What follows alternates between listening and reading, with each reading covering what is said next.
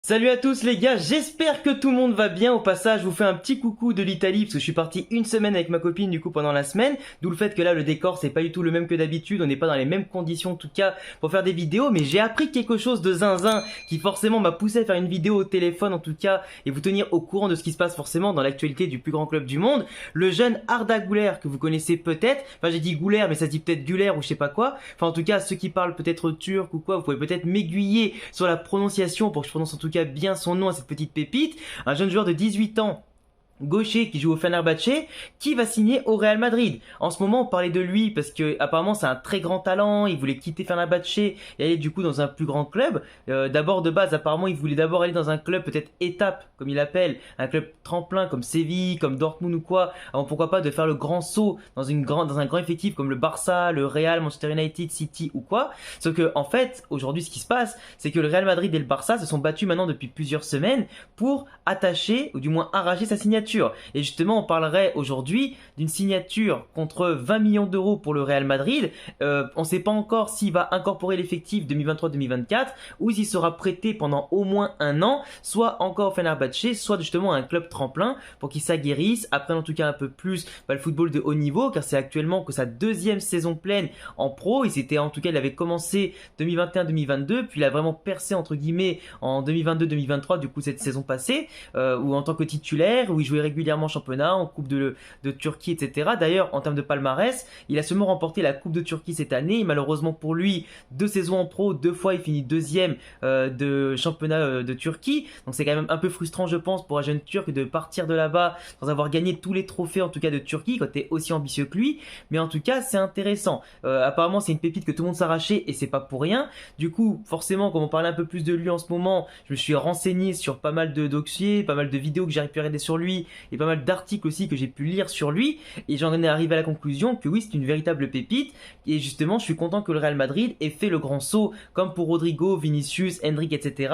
pour l'arracher et en tout cas vaincre la concurrence comme le Barça. Donc au passage, petit taquet chez au Barça qui encore une fois sur le mercato perd contre nous. Il voulait nous arracher certains joueurs, à chaque fois on est passé devant, donc ça fait quand même plaisir de voir que le Real Madrid attire bien plus que le Barça. Après, aujourd'hui, l'autre question c'est est-ce que le Real Madrid va, dans son plan de jeu, donner en tout cas ce qu'il faut à Arda Güler pour qu'il puisse progresser un maximum, pour qu'il puisse en tout cas avoir la confiance, qu'il puisse avoir la régularité de franchir des paliers, parce qu'aujourd'hui, Arda Güler, faut savoir aussi que s'il a signé au Real Madrid, s'il a choisi le Real Madrid, c'est déjà d'un côté parce que Juni Calafat, qui travaille au Real Madrid, qui a recruté notamment toutes les pépites jeunes que vous connaissez, qui fait un énorme travail dans la cellule de pistement des joueurs, de recrutement et de scouting aussi, celui-ci, on peut lui dire bravo et un grand merci pour tout ce qu'il fait pour le Real Madrid depuis en tout cas des années et continuera de le faire encore pendant longtemps. C'est un véritable crack dans la cellule de recrutement, mais on peut aussi dire merci à Kroos et Modric qui apparemment ont parlé directement avec le joueur, qui l'ont rassuré, qui lui ont dit qu'au Real Madrid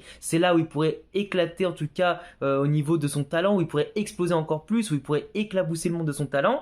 Il faut aussi remercier Mesut Özil qui de base voulait bien sûr que celui-ci reste encore à Fenerbahçe avec lui là-bas pendant encore un an, mais du coup le conseil n'a pas été suivi par Arda Güler, mais il lui a conseillé en même temps, s'il devait choisir entre le Barça et le Real, d'aller au Real Madrid. Et forcément, comme Arda Güler c'est un jeune turc gaucher, tout comme Mesut Özil, que en plus Mesut Özil est l'une de ses légendes et de ses joueurs préférés, bah forcément il allait faire le show aussi de faire les mêmes pas que son idole, tu vois. Et quand tu es avec le Real Madrid qui est devant ta porte, contrairement à d'autres joueurs qui laissent passer le train et laissaient passer le train plusieurs fois, lui, il a fait ce choix-là. Après, le choix de Arda Güler, c'est d'être prêté, non pas au Fenerbahçe pour être encore dans le championnat de Turquie encore un an, mais pourquoi pas dans un club d'un autre championnat pour qu'il puisse commencer à découvrir l'Europe, pourquoi pas apprendre la langue s'il est prêté en Espagne, etc.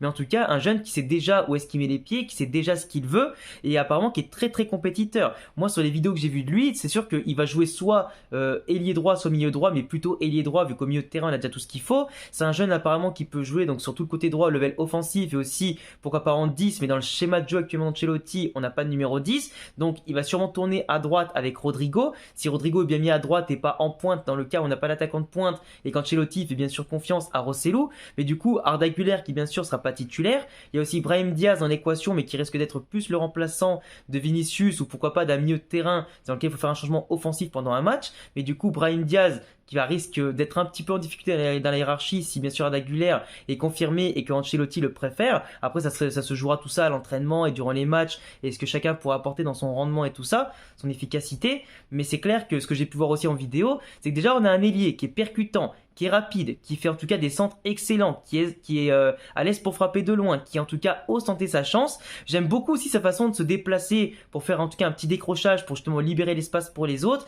Sur un contrôle, avec sa vision de jeu, il sait où est l'espace libre. Du coup, avec un contrôle orienté, il arrive facilement à éliminer son vis-à-vis pour justement s'ouvrir le champ de vision devant lui et le champ aussi pour prendre la meilleure décision possible à la suite et tout en ouvrant les espaces pour les autres. C'est quelqu'un qui, lorsque il y a une action à côté de lui qui est en train de se dérouler, il sait faire les bons mouvements dans les appels, en tout cas, enfin faire des appels dans les bons espaces avec des mouvements qui lui ouvrent en tout cas plein de possibilités et en tout cas le rendre visible pour ses coéquipiers justement pour manger les espaces là, apporter de la verticalité, apporter des solutions. Donc c'est intéressant. Là où peut-être on peut lui faire quelques reproches encore, mais c'est encore un jeune de 18 ans qui doit progresser, c'est que sur l'apport défensif, il est encore beaucoup trop fébrile là-dessus, même si c'est quelqu'un qui va au duel au niveau des dribbles, qui va au duel pour aller chercher les ballons, il peut aussi faire beaucoup d'efforts dès qu'il perd le ballon, il veut à tout prix le récupérer, donc ça c'est bien. Par contre, pour l'apport défensif dans les vraies zones défensives de son équipe, là il redescend pas forcément tout de suite, il faut quand même le rappeler à l'ordre à chaque fois sur le positionnement, au niveau tactique, il y a encore des ajustements à faire, au niveau de l'adaptabilité, tout ça, et apparemment aussi, de ce que j'ai pu voir aussi sur certaines compilations, c'est que même si ça peut lui arriver d'être très collectif justement, de donner les ballons là où certains ne verraient peut-être pas l'occasion de donner un ballon et qu'il a une technique parfaite pour conserver, pour apporter, etc. Il a encore ce petit truc où il est un peu trop individualiste par moment, surtout aux abords de la surface où quand il peut libérer le ballon au dernier moment, ça lui arrive de vouloir le garder et faire le dribble de trop. Donc du coup, au-delà aussi d'une efficacité qu'il y a encore à trouver devant les cages, parce qu'il n'a pas les stats hors normes pour l'instant et c'est clair qu'en ayant commencé à 16-17 ans, aujourd'hui 18 ans, vu que c'est un 2005, il a encore beaucoup de choses à apprendre. Donc l'efficacité, les stats, ça va finir par apprendre, avoir le sang-froid devant la cage adverse et pour lâcher le ballon au dernier moment, bien sûr, et pas faire le geste de trop, ça va venir au bout d'un moment, mais c'est un pur diamant qu'il va falloir polir petit à petit, et je pense vraiment qu'on peut lui apporter ce sursaut de qualité. Et croyez-moi que si Mesut Özil, Kroos, Modric et d'autres joueurs se sont mis en plus de Johnny Calafat dans ce travail, c'est que c'est pas pour rien. Et si le Barça globalement le voulait, que les meilleurs clubs du monde le voulaient, certes souvent on en fait des caisses à chaque fois sur les jeunes pépites, tout ça, mais au final, si Johnny Calafat, qui a en tout cas rarement fait des mauvais coups au Real Madrid, s'intéresse autant à lui, et que le Real en plus donne 2,5 millions de plus que sa clause libératoire, c'est pas pour rien. Après, à voir s'il va être prêté ou si on va le garder dès cette saison, ce sera à lui de travailler en tout cas pour mériter sa place ici et pour l'avenir, mais c'est clair que là, entre Hendrick, Bellingham, Vinicius, Fran Garcia, etc., mais on commence à avoir une équipe pépite, mais positionnée sur vraiment le court, moyen et long terme. Et franchement, je pense qu'on peut féliciter tout le club de ce genre de recrutement. Après, aujourd'hui, Arda Güler, en termes de statistiques, c'est pas encore ouf, mais en termes de ce qu'il fait sur le terrain, parce que vous savez très bien, vous me connaissez, moi je regarde toujours au-delà des statistiques, parce que si on doit s'arrêter aux statistiques pour signer ou pas un joueur, ben dans ce cas, il y a plein de joueurs, si tu regardes depuis la création du football, qui n'auraient jamais eu leur chance dans certains clubs et qui n'auraient pas explosé ailleurs, parce qu'ils étaient dans un mauvais moment, parce qu'il y avait des blessures, parce qu'il n'y avait pas de stats, etc. Vinicius, personne ne l'aurait pris si à l'époque on devait compter que sur ses stats ou son efficacité.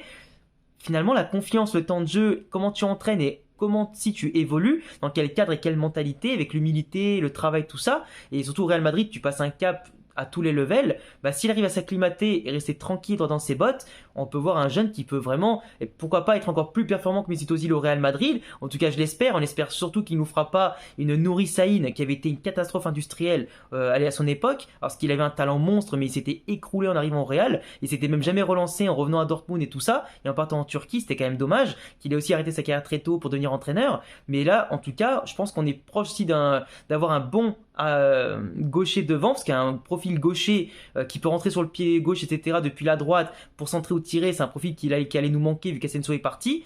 Donc franchement, j'ai trop hâte de voir à l'œuvre et voir en tout cas ce qu'on peut faire avec lui. J'espère qu'on sera pas non plus là à brûler les étapes, parce qu'il y a beaucoup à faire, on a beaucoup à apporter, et lui je pense aussi qu'il a beaucoup à nous apporter. Donc son profil, il est complet, le prix intéressant par rapport au jeune potentiel qu'il a, le contrat qu'il avait, son envie, son potentiel. Et maintenant, c'est à nous de faire en sorte de ne pas faire d'erreur comme d'habitude. Je vous laisserai me dire en commentaire ce que vous en pensez, mais en tout cas, je valide la piste à 3000%. Je vous tiens au courant en tout cas sur d'autres vidéos, des news, tout ça, par rapport à ce qui peut se passer dans l'actualité. Même si je suis en Italie, comptez sur moi comme d'habitude pour être pro et vous tenir au courant.